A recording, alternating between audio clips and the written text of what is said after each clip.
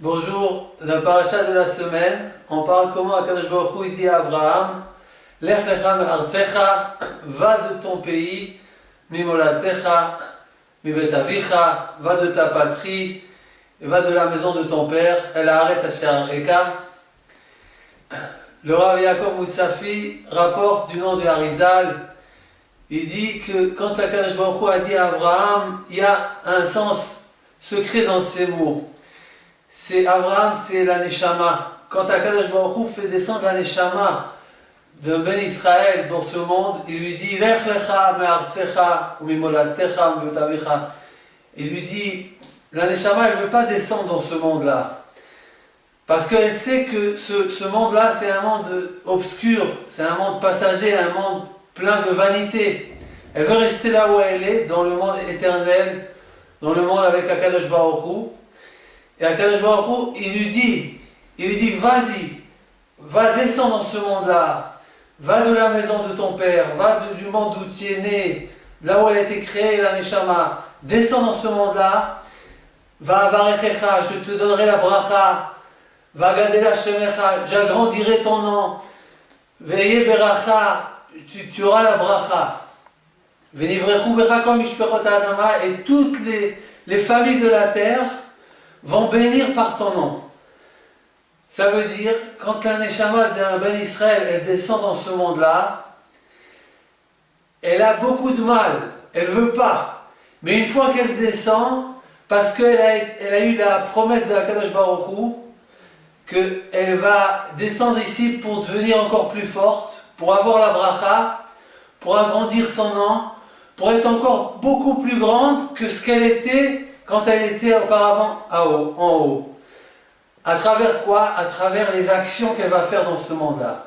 À travers les épreuves qu'elle va affronter dans ce monde-là, pendant tout le long de la vie, c'est comme ça qu'elle va arriver à toute sa récompense.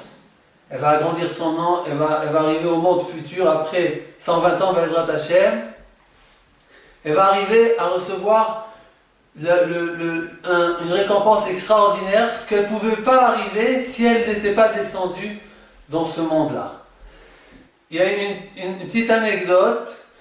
Il y avait un pays où on choisissait le roi par une façon très spéciale. Ni par la famille, ni par les élections, mais le comité des princes, des ministres, ils se réunissaient et ils décidaient un jour où ils sortaient dehors de la ville et le premier passant qui passait, il l'interpellait et il le prenait et il lui disait « Tu vas être notre roi d'aujourd'hui ». Au bout d'un an, au milieu de la nuit, il rentrait chez lui, il le prenait et il lui disait « Monsieur, jusqu'aujourd'hui vous étiez roi, depuis aujourd'hui vous n'êtes plus notre roi ». Et il le mettait dehors, au même endroit où ils l'ont pris il y a un an auparavant. Un jour, quand ils ont choisi un roi de cette façon, ce roi-là, il était étonné. Et il a cherché, c'est quoi ce mystère? Comment il a été pris comme ça pour devenir un roi? C'est quoi ce mystère de ces gens-là? Qu'est-ce qu'ils ont dans la tête? Qu'est-ce qu'ils veulent de lui? Et comment ça fonctionne? Mais personne ne voulait lui dire parce que c'était un secret absolu. Mais il est arrivé en fin de compte à obtenir le secret.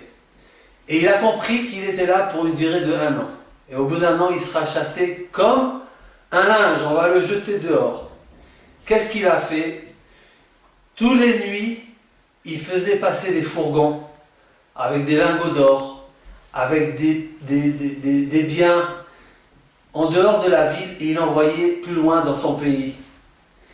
Arrivé le jour J où il savait que cette nuit-là, on va l'enlever par force, on va le jeter dehors, il n'est pas parti dormir, il les a attendus. Il était habillé avec son manteau, avec sa valise, il était prêt pour quitter le pays, pour quitter la ville, parce qu'il savait que pour lui c'était déjà terminé et que pour lui c'était déjà parfait, il avait déjà préparé là-bas où il avait dans son pays toute la fortune qu'il a pu emmagasiner pendant toute cette année.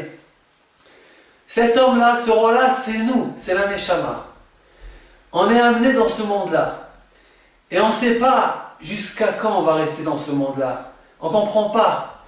Mais celui qui est intelligent, il va chercher le mystère. C'est quoi le secret de notre vie? Pourquoi on est là? Jusqu'à quand on est là? Qui nous a choisi? Qui nous a amenés ici? Pour quel but? Et c'est lui qui a compris. Donc il sait qu'on est là juste pour un moment très très court et on n'est pas là pour rester là. On est là juste. Il vaut mieux profiter pour envoyer des fourgons, des lingots d'or. Chaque mitzvah c'est un lingot d'or. Chaque bracha c'est un lingot d'or. Chaque recette, une bonne action qu'on fait c'est un lingot d'or. Qu'on envoie vers le monde futur. Vers notre place, notre vraie place, d'où là on est venu au départ. Et puis après, quand c'est arrivé le moment où on doit quitter ce monde, on est tranquille.